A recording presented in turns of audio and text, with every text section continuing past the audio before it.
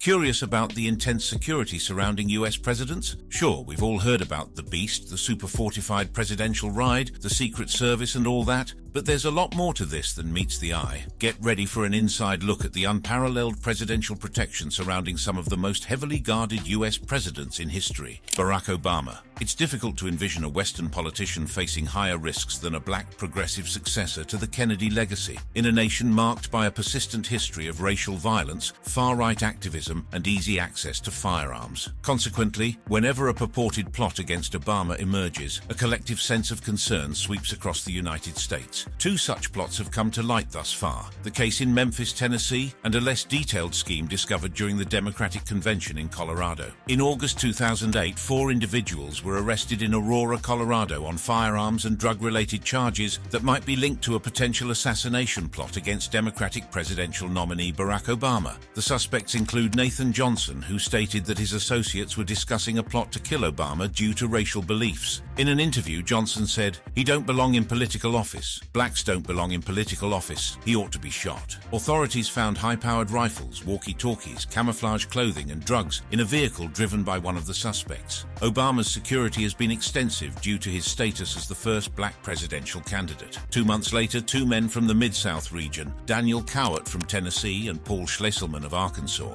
were charged for making threats against presidential candidate Barack Obama. They were accused of possessing an illegal sawed-off shotgun, planning to rob a firearms store, and issuing threats against Obama. The men met online and shared white power and skinhead beliefs. Their plan involved a violent spree, targeting an African-American school and attempting to assassinate Obama. They aimed to harm 88 black individuals and 14 others, significant numbers in white supremacist circles. Both were willing to die during their attempt. Yet as early as May 2007, due to death threats, Obama received protection from the US Secret Service, the earliest stage of a presidential campaign that such a measure has been employed. Despite its name, the agency responsible for safeguarding American presidents, vice presidents, candidates, and foreign dignitaries is an ever-present and visible presence beside Obama. These 6 Secret Service agents, robust and alert, their concealed weapons hinting beneath their suits, are the first to disembark whenever the candidate lands, scanning for potential threats. At least one of them, codenamed Renegade for rapid identification, accompanies Obama in his vehicle, while others trail in cars ahead and behind.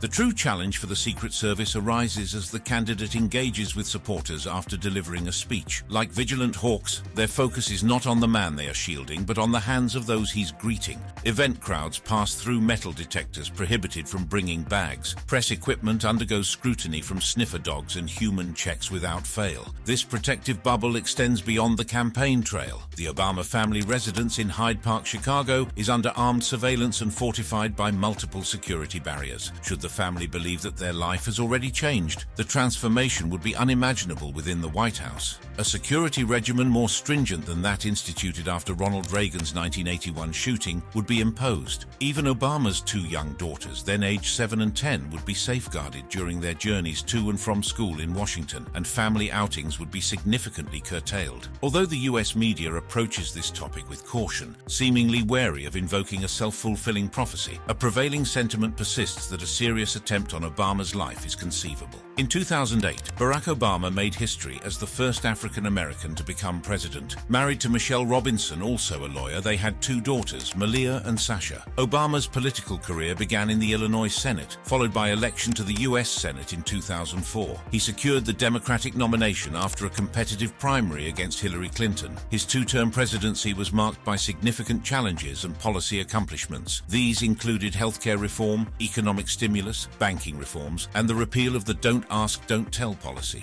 Obama's administration aimed to stimulate the economy, reform healthcare, and strengthen consumer protection. He received the Nobel Peace Prize in 2009 and was re-elected in 2012. During his presidency, he faced the 2008 financial crisis, wars in Iraq and Afghanistan. He also confronted foreign policy challenges that oversaw the operation that killed Osama bin Laden and managed the rise of the Islamic State during Syria's civil war. George W. Bush. On September 11, 2001, President George W. Bush's routine jog unexpectedly marked a pivotal moment in history. The 9/11 attacks not only reshaped the nation, but also prompted crucial changes within the United States Secret Service, the elite agency responsible for his protection. To achieve this, lawmakers implemented a comprehensive strategy involving law enforcement, national security, and intelligence agencies to enhance information sharing and coordination. The outcome was the Patriot Act, which facilitated information exchange among intelligence and law enforcement agencies and mandated changes within the Secret Service. This was followed by the Homeland Security Act of 2003. However, even prior to 9/11 attacks, the Secret Service was already modernizing its operations. The Presidential Threat Protection Act of 2000 designated the Secret Service as the coordinator of federal security for events of national significance. It also expanded the National Threat Assessment Center's role in research and training on threat assessment and violence prevention. This increased protection necessitated modernization. Airspace security emerged as a critical concern, leading to the establishment of an airspace security program under the Presidential Protective Division. A counter-surveillance unit was formalized to detect and prevent potential threats. The Secret Service's cyber capabilities also grew, with the establishment of nationwide electronic crimes task forces, forming partnerships among law enforcement, the private sector, and academia. The Secret Service recognized the need to evolve to prevent catastrophic events and ensure the safety of both the president and the nation. The 9/11 attacks served as a catalyst for these changes, prompting a level of modernization unseen since the findings of the Warren Commission. This transformation aimed to equip the agency with the tools necessary to protect the nation and its leaders, ensuring that a failure of imagination would not lead to further tragedy. On January 20th, 2005, George W. Bush was inaugurated for his second and final term as the 43rd President of the United States. Ceremony occurred at the west front of the United States Capitol in Washington, D.C. And during this 55th presidential inauguration in Washington, D.C., the White House's airspace was safeguarded by the Norwegian Advanced Surface-to-Air Missile System, or NASAMS. This system ensured protection over the Capitol's airspace. These NASAMS units, which persistently secure the president and the entire airspace surrounding the White House, enforce a strict no-fly zone for aircraft. The NASAMS is specifically designed for mid-range air defense, with capabilities to engage aircraft, helicopters, cruise missiles, and UAVs. It's not only used to safeguard high-value assets and densely populated areas like the National Capital Region, or NCR, but also to counter air-to-surface threats. Collaboratively developed by Raytheon and Kongsberg, NASAMS achieved operational readiness in 1994 and was initially adopted by the Royal Norwegian Air Force. This system can simultaneously engage up to 72 targets in active and passive modes. Utilizing active seeker missiles, it's capable of intercepting distant targets beyond visual range. NASAMS comprises 3 launchers, each equipped to carry up to 6 missiles. While the AIM-120 Advanced Medium-Range Air-to-Air Missile is its primary weapon, the system can also deploy AIM-9X Sidewinder, evolved Sea Sparrow missile, and indigenous missiles. Bush's first action as president, such as creating the Office of Faith-Based and Community Initiatives, stirred controversy. This move clashed with those who believed government funds shouldn't support church-affiliated organizations. Yet he also displayed bipartisan efforts, like the No Child Left Behind Act, a transformative change in education policy. After the September 11,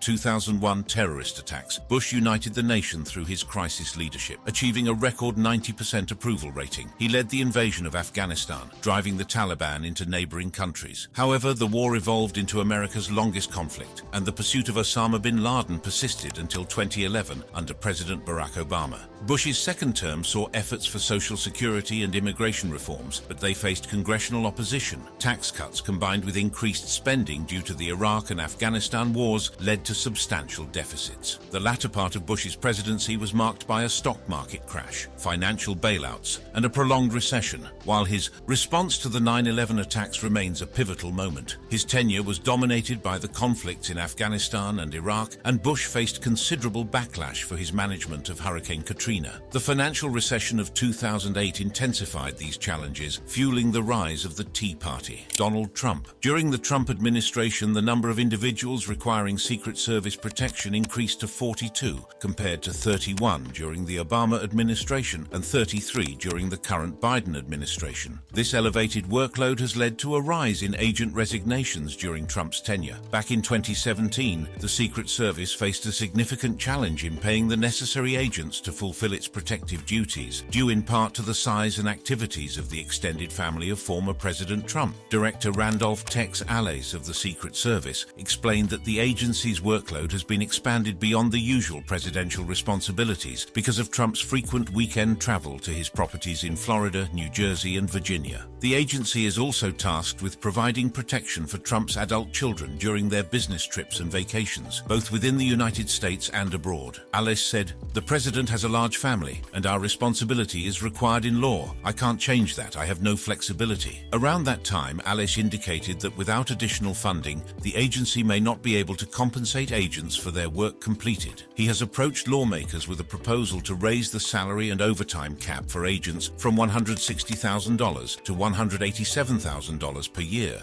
However, even with these adjustments, approximately 130 veteran agents would not receive full compensation for the extra hours they have already worked. Alles previously mentioned that over 1,000 agents reached the federally imposed limits for annual salary and overtime allocations within just 7 months of 2017, even though these limits were intended to cover the entire year. The heightened demands of the protective mission and the increased travel load coincided with a highly contentious election season, during which the agency typically faces its most formidable security challenges. Eventually, the strain on compensation prompted discussions with influential lawmakers to consider elevating the combined salary and overtime cap for agents, and these discussions culminated in the passing of legislation in 2018, signed into law by Trump, which extended the relief measures through the year 2023. In 2019, David Cho served as leader of the Presidential Protective Division detail for Donald Trump. Cho was honored with the Exceptional Service Medal by the Secretary of Homeland Security. His recognition stemmed from his dedicated efforts in negotiating with North Korean officials to ensure security arrangements for President Trump during the summits with Kim Jong-un. He played a pivotal role in orchestrating all security aspects for both presidential visits to the Democratic People's Republic of Korea. Notably, Cho simultaneously led the Presidential Protective Division at the White House, while engaging in these high-level negotiations with foreign leaders. In 2020, security measures at Trump's winter White House, Mar-a-Lago, have come under scrutiny following the arrest of 2 Chinese nationals in separate incidents. Author Ronald Kessler, who frequently visits Mar-a-Lago and has authored books about Trump's time in the White House and the Secret Service, asserts that the club is indeed secure. In terms of specific measures, Kessler highlights the presence of a sensitive compartmented information facility in the basement, where classified material can be accessed by Trump without the risk of electronic intrusions. When Trump is present, the Secret Service takes charge of security operations, even segregating the president from club members. Kessler explained that a perimeter is maintained around Trump and Melania's dining area, and even club members are restricted from approaching them without the president's invitation. Additionally, Kessler mentioned that the Secret Service employs multiple detection devices to monitor for any potential bugs or listening devices that visitors or intruders might attempt to plant. However, incidents involving trespassers have raised security concerns. A Chinese woman managed to deceive agents and gain access in the spring, while another Chinese woman intruded on the premises 2 days before a presidential visit in December 2020. Mar-a-Lago's unique nature as a public place with a semi-public status presents challenges to maintaining comprehensive security. Lisa Ruth, a former CIA analyst, notes that unless the property is put under strict lockdown with intense security checks, achieving complete security is complex. That being said, while the facility incorporates its available security features to enhance its safety,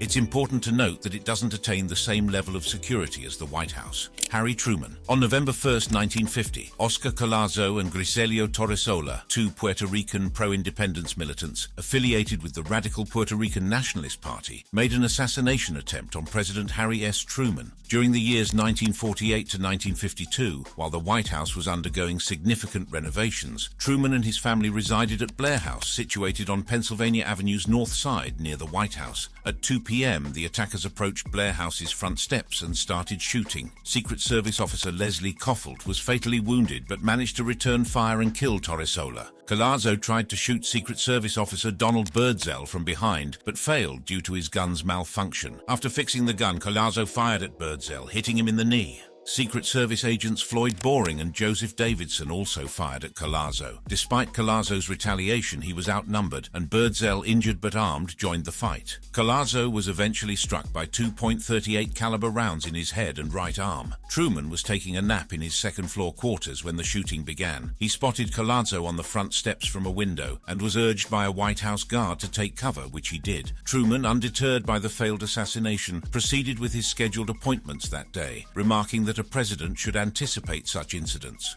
Collazo received a death sentence, which Truman commuted to life imprisonment on July 24, 1952. In September 1979, President Jimmy Carter further commuted Collazo's life sentence, leading to his release from prison. Despite the assassination attempt, Truman supported a Puerto Rican plebiscite in 1952 to determine the island's future relationship with the United States. The status quo, established in 1950, was endorsed by nearly 82% of voters. Although the Secret Service had taken on the responsibility of guarding President Truman in 1945, the assassination attempt underscored the lack of legal authority for the Secret Service or any other law enforcement agency to protect the president. Addressing this concern, President Truman signed a bill on July 16, 1951, granting the Secret Service the legal mandate to protect the president-elect, the vice president, and their immediate families, and securing. Truman was challenging due to his eventful presidency with critical decisions and controversies. The Secret Service implemented thorough security measures in Washington, D.C. and during his stays in Independence. They made significant changes to his residence, including building a 10x 10-foot guardhouse in the backyard near the garage. Harry Truman served as the 33rd President of the United States, ascending to the role following the passing of President Franklin D. Roosevelt. In the initial stages of his presidency, he made the historic decision to drop atomic bombs on Japan, bringing an end to World War II. Truman's entry into public service began as a county judge. In 1934, he secured a U.S. Senate seat. During his first term, he played a role in funding President Roosevelt's New Deal initiatives as part of the Senate Appropriations Committee. He was also appointed to the Interstate Commerce Committee and chaired a Senate committee that investigated waste and corruption within federal defense contracts, gaining national recognition. As the 1944 presidential election approached, Democratic leaders sought a new running mate for President Roosevelt. Truman's integrity and popularity made him a favored choice, and he accepted the nomination. His time as vice president was brief, as he assumed the presidency on April 12, 1945, upon Roosevelt's death. Truman faced numerous critical challenges upon taking office. In his early months, he announced victory in Europe and authorized the atomic bombings of Hiroshima and Nagasaki in Japan. He also ratified the United Nations Charter. Truman's unexpected comeback victory in the 1948 election granted him a second term. In office, he proposed a comprehensive 21-point program known as the Fair Deal. This initiative advocated for Social Security expansion, full employment programs, fair employment practices, public housing, and slum clearance. In response to North Korea's attack on South Korea in 1950, Truman rapidly committed U.S. troops to the conflict. However, Chinese intervention necessitated a shift to a containment strategy. Truman's dismissal of General Douglas MacArthur for insubordination generated controversy. Truman also faced domestic challenges, including a labor dispute between the United Steel Workers of America and major steel mills. Unable to resolve the conflict, he ordered the seizure of the mills by the federal government, a move later deemed unconstitutional by the Supreme Court. Joe Biden.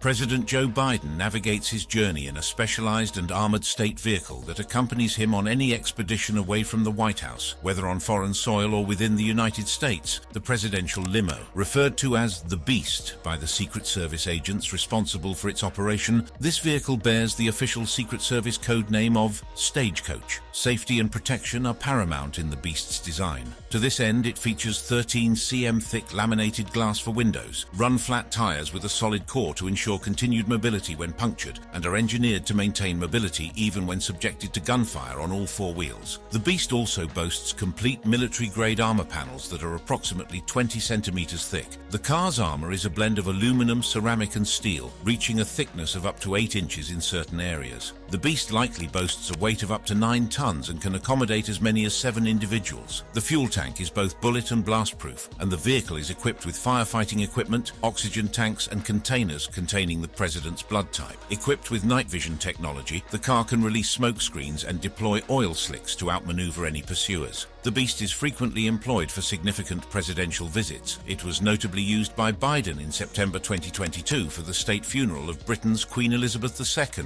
It also accompanied accompanied him during his inaugural visit to the UK in June 2022. And of course, the President of the United States must be prepared to travel worldwide at a moment's notice, and they have various transportation options, with Air Force One being one of the most prominent choices. Formally, Air Force One denotes any Air Force aircraft carrying the President, though it's now commonly used to refer to specific planes outfitted for the Commander-in-Chief. Presently, it pertains to two extensively customized Boeing 747-200B series planes identified by tail codes 2800 and 2900, officially designated as VC-25A by the Air Force. With the ability to refuel mid-air, Air Force One has limitless range and can transport the President to any destination. While the aircraft boasts a private residence, meeting spaces, a medical unit, and the presence of Secret Service agents, it is important to note that there are no weapons carried on board. Despite this absence of armaments, this aircraft can effectively counter potential threats even without being armed. The plane is equipped with a range of infrared countermeasures designed to counter both air-to-air and ground-to-air missiles. Among these measures is the installation of AN/ALQ-204 Matador jammers, which emit modified infrared signals to confuse missile sensors, effectively obscuring the heat signatures generated by the 747's engines. The aircraft is also outfitted with chaff and flares that, upon deployment, emit intense heat to divert targeting missiles off course. The aircraft's electronic systems are also safeguarded against electromagnetic pulses, and it's equipped with advanced secure communication gear,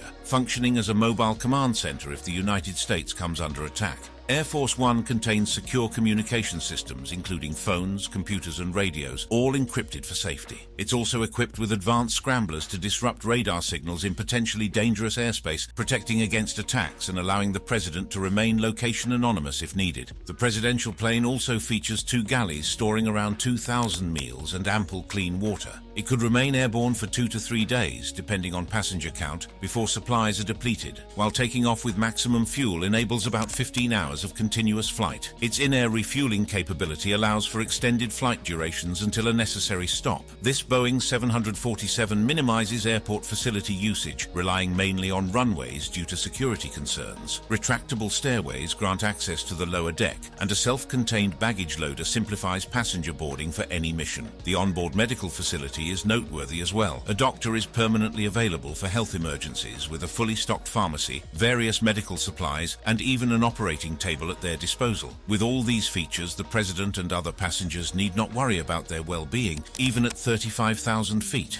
Theodore Roosevelt. Before Theodore Roosevelt's tenure, presidential security relied on a mix of private security, local law enforcement, and presidential associates. The effective safeguarding of William McKinley during his 1897 Midwest trip was managed by William Williams, the Director of Public Safety in Columbus, Ohio. However, when McKinley was assassinated in Buffalo, New York 4 years later, the Secret Service officially assumed the role of presidential protector. Following the assassination of President McKinley, Theodore Roosevelt assumed the presidency at the age of nearly 43, becoming the youngest president in U.S. history. His dynamic leadership revitalized the presidency, propelling Congress and the American public toward progressive reforms and a robust foreign policy. Theodore Roosevelt became the first president to receive Secret Service protection. Established in 1865 to safeguard the nation's currency, the United States Secret Service is renowned for its role in safeguarding the president. The agency's special agents and uniformed officers display exceptional bravery, ingenuity, and commitment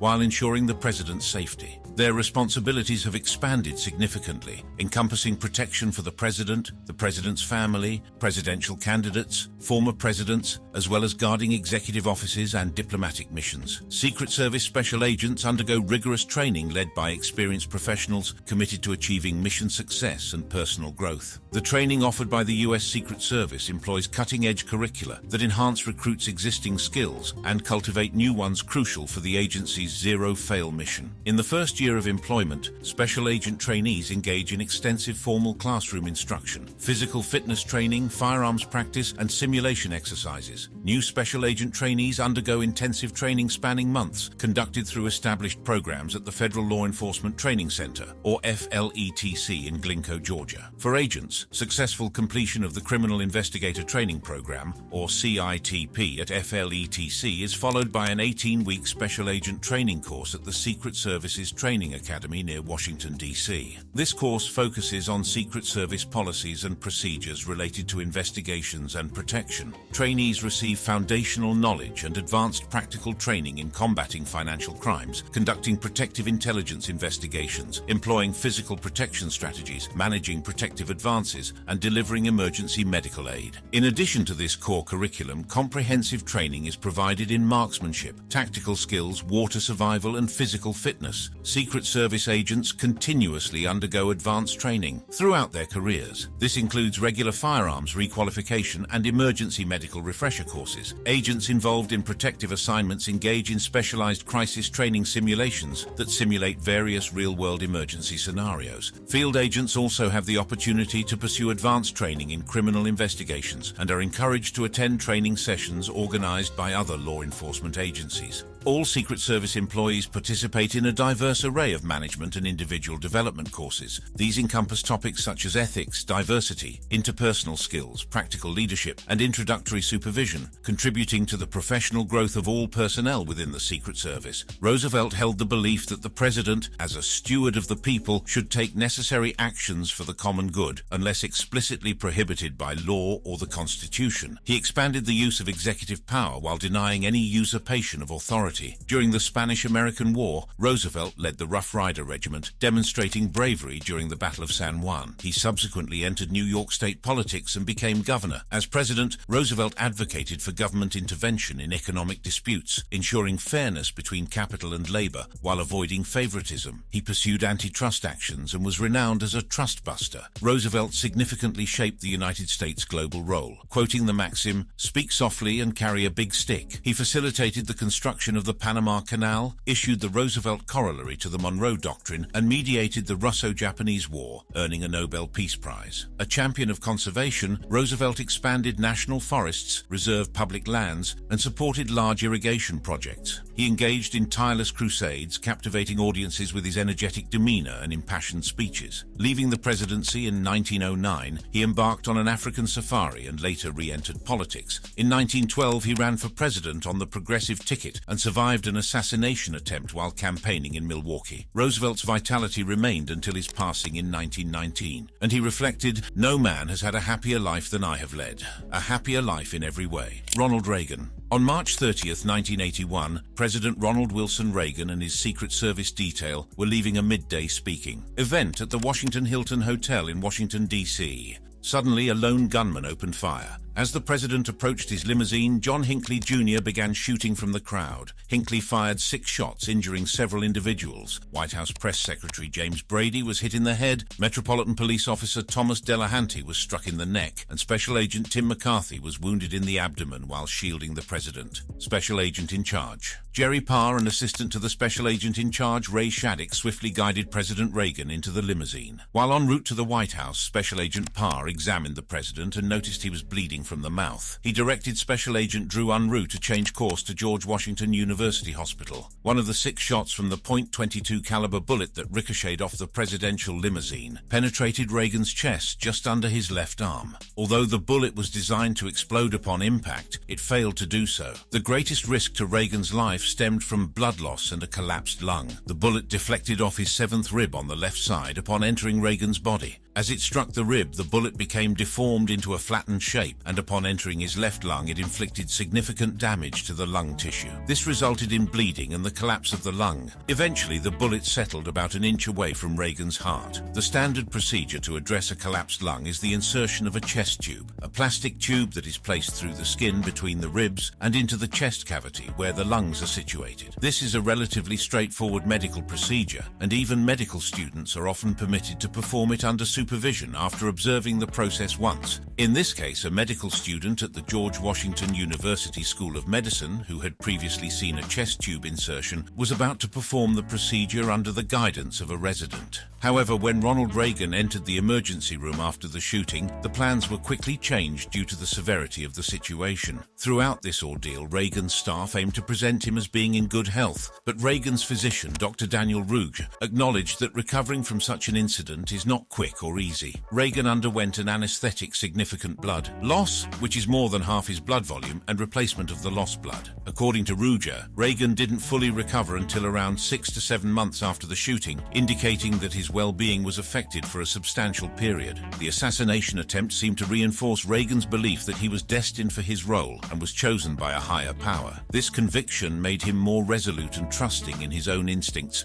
as he perceived the event as a reminder of his purpose. 2 months later, President Reagan returned to full-time work and had a beefed-up protection program. Following the assassination attempt, much stricter crowd control, evasive travel patterns, less publicized scheduling, and the occasional wearing of a bulletproof vest were all part of the president's new security regimen. Informal press access to Mr. Reagan, like those occasions when the president stopped to field impromptu questions when traveling from one location to another. Situations like these were sharply curtailed. It was in such situations that the president was shot, and security experts called these the most likely times for an assailant to strike. Many changes were obvious to those who followed the president's activities. Decoy vehicles were used when Mr. and Mrs. Reagan traveled by auto. Secret Service sharpshooters were observed near the president when he addressed West Point cadets sometime in 1981. Those close to Mr. Reagan said he wanted to continue mingling with the public, but he probably would follow more closely the advice of Secret Service officials who'd been urging greater caution. Ronald Reagan, initially known as an American actor turned politician, assumed the role of the 40th President of the United States, holding office from 1981 to 1989. His presidency marked a resurgence of domestic prosperity, coupled with a foreign policy strategy aimed at achieving peace through strength.